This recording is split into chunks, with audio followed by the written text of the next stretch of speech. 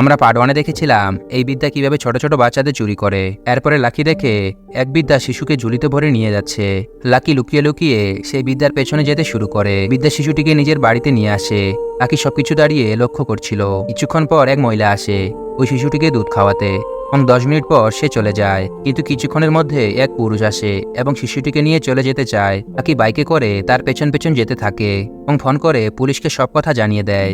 সেই পুরুষ একটি নির্জন জায়গায় গিয়ে পৌঁছে যায়, যেখানে তার কিছু বন্ধুরা সেখানে অপেক্ষা করছিল। লাকিও চুপি চুপি সেখানে পৌঁছে যায়।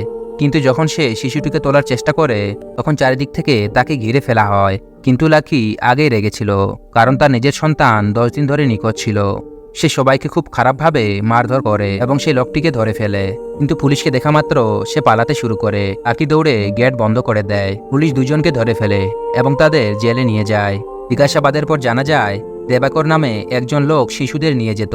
তার নাম জানার পরেই পরের দিনই তাকে হত্যা করা হয়। দেবাকরকে যে মেরেছিল সে ধরা পড়ে যায়। আসলে তাকে মারার আদেশ দিয়েছিল বর্ধরাজন নামে এক বড় মাফিয়া মাস্টার মাইন্ড, আর তার কাছে সব আশেপাশে হাসপাতালের তথ্য ছিল। কিন্তু একটা ছোট ভুলই তার সর্বনাশ ডেকে আনে। এরপরে কি হলো তা আমরা জানবো পরবর্তী পর্বে।